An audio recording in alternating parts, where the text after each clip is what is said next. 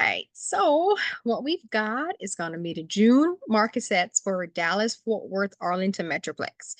As you may remember from last month when we did the May statistics, is the median price was 410 at that time, but now it's 405, which means we're getting a little bit lower in price. And as you can see here, if you follow my little white arrow, you can see in the blue line here, which is going to be the median price. It went down, but it's kind of going back up a little bit. Then maybe it's kind of tapering off a little bit from the last month. So you can see it did go down 5,000. And then also the gold line is going to be our closed sales right here. So those tended to go up quite much 2023 going into 24 looks like, and then now it's starting to do a little bit of a heartbeat up and down, but tapering off just a little bit. So the closed sales were down this month from last month, and the median price was down as well. And closed sales were also down about 11% year over year compared to last year's June. So they're down both month over month and year over year. And then we're going to look at active listings. So those actually have increased by over 44% compared to last year's June in 2023, which you already knew. We've been talking about that. Listings have gone up significantly. But they've even gone up since last month by maybe a couple of thousand. So that's pretty something worth noting. And then months inventory also went up by about 0.3 months, which means if no other homes came on the market, it would take 3.8 months that they would speculate from the data they have for all the homes on the market to sell. That won't happen, but it's just a nice barometer to find out how's the market doing.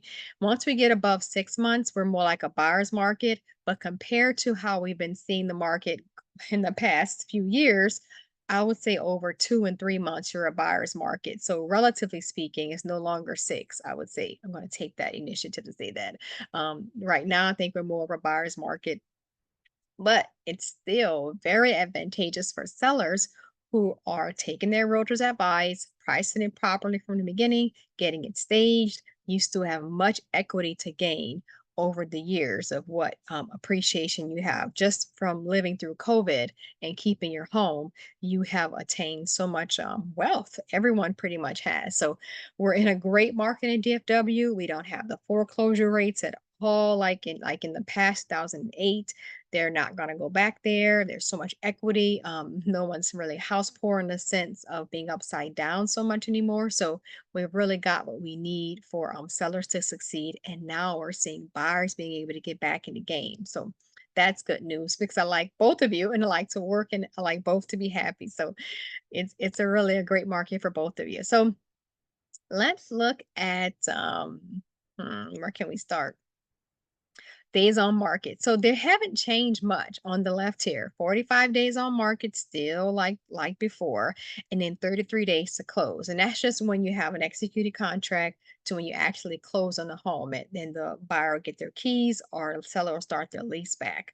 So a total of 78 days from when a seller goes on the market to when they actually get their deposit, their money that they've been working so hard to get. So that's not bad. That's pretty good. And I've seen several sellers make over 100,000 after they sold their home after a couple of years or maybe 20 years.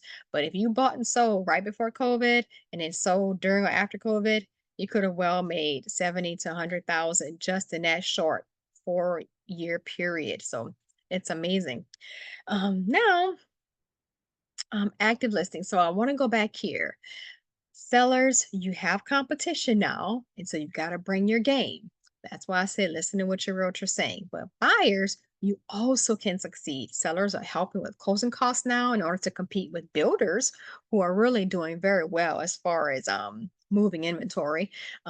They're leading the game and how to succeed actually, although they are taking some hits because they're now giving so many incentives, which shows they need the business, but they are still able to move those homes. They're doing good from my perspective, the ones I deal with.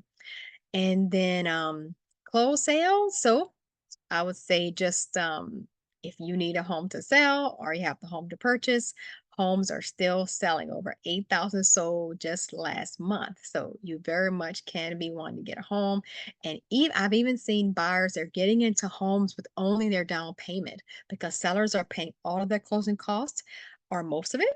and or they're buying down the rate for them as well. So I've seen sellers do both or you'll buy down the rate or a mixture of the two as well. So you're able to really get into home. Probably, let's say if you want to get home that's 350, you probably only have to come out of pocket with 10,500 and then pay your inspection and your appraisal and you're good. So yeah, I think that's about that for now for this. So I'll keep it short this time. But if you guys know someone looking to buy or sell or who needs to get some advice or who just has questions about the real estate process, I'll be very happy to help them. Feel free to ask them, can you give me their name and number and or introduce us via a group text and I'll be sure to reach out to them and see how they're doing. So blessings to you guys. Take care. Bye.